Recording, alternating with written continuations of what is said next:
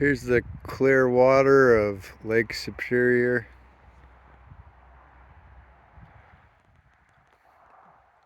My friend said if you drain all the other Great Lakes, Lake Superior is deep enough that it could fill them up and you wouldn't even notice a drop to Lake Superior. This is partly why it's so clean, because it's so big. Here's the beach. The water's a little chilly. It's like a cold day at the pool. Maybe I'll get in, but I don't have much time before the sun starts to go down too much and it's gonna be pretty cold.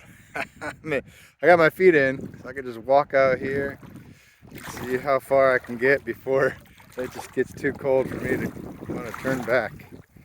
It's September 19th today, 2023, so the summer season is pretty much over. And even during the summer, it's not really too warm. Yeah, I'm guessing this is probably like 65 degrees, the water, which sounds warm, but when you're in cold water, it's pretty cold. And it's about, I don't know, 68 degrees outside right now. I'm gonna drop to 65 in the next hour.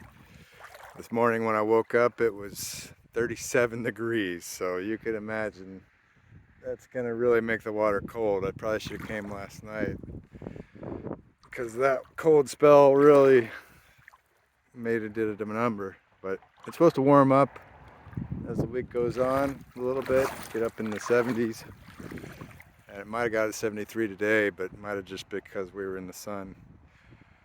Yeah, so we'll see if I find anything in here. I guess I asked the guy at the gas station if there's anything to see.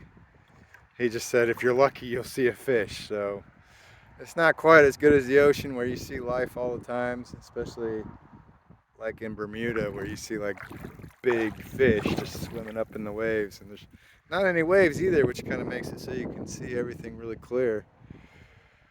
We'll see. I don't have a snorkel or anything. I'll just stay walking out here and see if I find anything. I think you're supposed to stay off the grass up there because it probably helps to retain the sand. I don't know if they'd call these sand dunes or not. Probably they would. It looks like they help with the erosion, but as you can see with these big waves, there's probably not a whole lot of erosion anyways, unless it's stormy weather. All right, this is beautiful. It's like I'm on a deserted island, got my own private beach here. Making footsteps in the sand.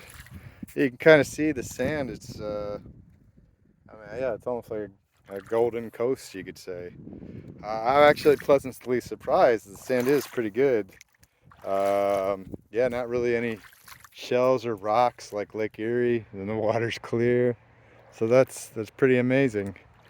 This is probably the furthest north I've ever been. You know, I've been to, yeah, on land that is. You know, obviously I've flown over the Arctic on a flight, or near Arctic like China, you know, even though it's like 900 miles from the Arctic Circle edge. But yeah, this is, you know, pretty good weather. Look at those clouds. You can see the attraction of this place. Yeah, I was looking at the real estate prices today.